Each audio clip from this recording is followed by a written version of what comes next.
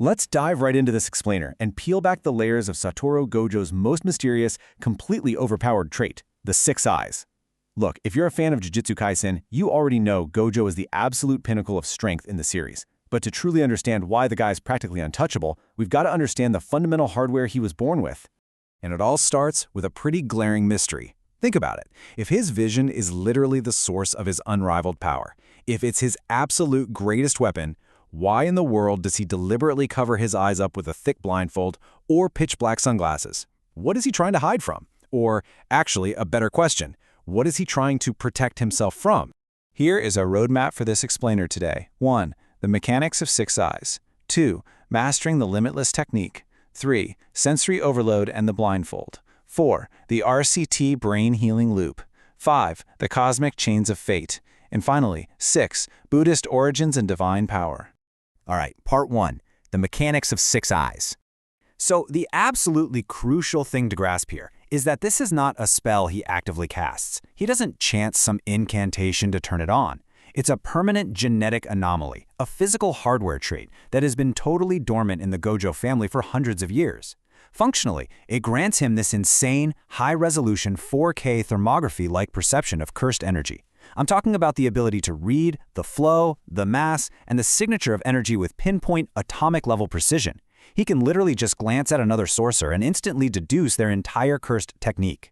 And this is a great way to understand how it differs from other famous anime eyes you might be thinking of, like Naruto's Byakugan or the Sharingan. The six eyes, or Rikugan, doesn't just give him a super-wide 360-degree physical field of vision. It's way deeper than that. It provides a deeply analytical, atomic-level breakdown of how energy flows through the world. So even when he's completely blindfolded, he can see flawlessly, because his brain is mapping the world based on how cursed energy interacts with everything around him. Moving right along to part 2, mastering the limitless technique. You see, his famous limitless technique is basically bringing abstract mathematics into reality. It's like taking the literal concept of infinity and forcing it into the physical space between Gojo and an incoming attack. But there's a massive catch. Manipulating space like that requires unbelievably complex mathematical calculations at the atomic level in real time. Without the immense cognitive processing power of the six eyes acting like a supercomputer to calculate those structures, using limitless is just sloppy. It's practically impossible. Other members of the Gojo clan might technically inherit limitless, but without the six eyes, they can't actually use it. And because of this absolute atomic precision, Gojo's cursed energy loss when he executes a technique drops to infinitesimally close to zero. Let that sink in for a second. While other sorcerers are rapidly draining their stamina pools in the middle of a fight, Gojo effectively has infinite stamina. The six eyes makes him the ultimate fuel-efficient engine. It means he can just leave his defensive infinity active indefinitely. Which brings us to part 3, sensory overload and the blindfold. Imagine never ever being able to turn off X-ray microscopic vision.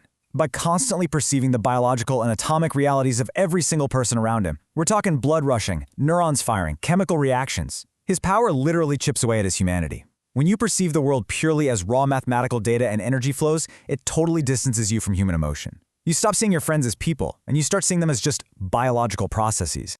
And that is why he wears the blindfold. It serves two absolutely massive purposes. On a pragmatic level, it acts as a much-needed buffer. It drastically lowers the extreme intensity of that incoming data so his central nervous system doesn't just instantly short-circuit from sensory overload. But on an emotional level, he covers his eyes to filter out the science so he can actually try to interact with people as normal humans. He literally has to handicap his own godlike perception just to hold on to his empathy.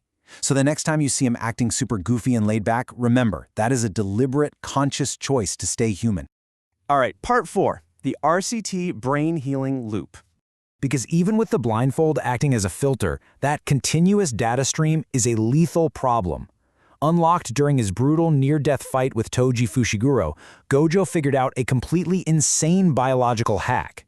He runs a reverse curse technique loop 24 hours a day, 7 days a week. RCT multiplies negative cursed energy to create positive healing energy. So as the six eyes constantly fatigues and literally destroys his brain cells, his RCT is simultaneously regenerating his brain in real time. He is perpetually destroying and healing his own brain just to maintain his sanity and keep his powers active without dropping dead from exhaustion. Let's zoom out a bit for part 5, the cosmic chains of fate. You see, the Six Eyes isn't just a random genetic lottery win. It's way bigger than that. These three entities, Master Tengen, the star plasma vessel, and the bearer of the Six Eyes, are fundamentally bound together by this unbreakable chain of cosmic destiny. The universe practically mandates that whenever the immortal Tengen needs to merge with a human vessel to protect the barriers of the Jujutsu world, a Six Eyes user will miraculously be born to protect and guide that exact process. Just look at how history actually played out here. The ancient mastermind Kenjaku tried to break this fate centuries ago. And what happened? He was defeated by a Six Eyes user. Decades later, Kenjaku went so far as to assassinate a Six Eyes bearer when they were just a literal infant. But the universe simply spawned a new one right in time for the merger. You literally cannot kill fate. So how do you break it? It took Toji Fushiguro, a man with absolutely zero cursed energy, existing completely outside the cosmic rules of the universe, to finally shatter this cycle back in 2006. And finally, Part 6, Buddhist Origins and Divine Power. The real-world mythology that creator Geiji Akutami tapped into here is incredibly rich. The word Rikugan, or Six Eyes, is heavily tied to Roku Jinsu, which translates to the six divine powers. The number 6 holds massive significance in Buddhism, representing the senses needed to reach the ultimate truth of the world. This maps directly to Gojo's godlike perception, elevating him from just a really strong sorcerer to a literal figure of enlightenment. We can actually map Gojo's specific combat abilities directly to these 6 divine powers. His spatial manipulation, it perfectly mirrors Jinzokutsu, or divine teleportation. His ability to instantly deduce techniques and sense intent reflects Tashinsu, or mind reading. The Six Eyes isn't just some cool anime magic system. It's a profound symbol of a being who has entirely transcended the normal cycle of human limitation to reach a higher plane of existence. Which naturally brings us to what is arguably the most iconic line in the entire series. Throughout heaven and earth, I alone am the honored one. This exact phrase was spoken by Siddhartha Gautama, the Buddha himself, upon his birth and enlightenment. By having Gojo speak these exact words right after unlocking his full potential, the story is officially cementing his status as a near-divine, cosmic authority. And that leaves us with a really fascinating takeaway to ponder as we wrap up this explainer. The very eyes that make Satoru Gojo an unstoppable, enlightened god are the exact same eyes that force him to view the world from behind a blindfold. To save his own mind and to preserve whatever humanity he has left, he has to permanently isolate himself from the very people he swears to protect. So, is his ultimate power a blessing? Or is it just a profoundly lonely prison? Think about that the next time you see him pull down that blindfold.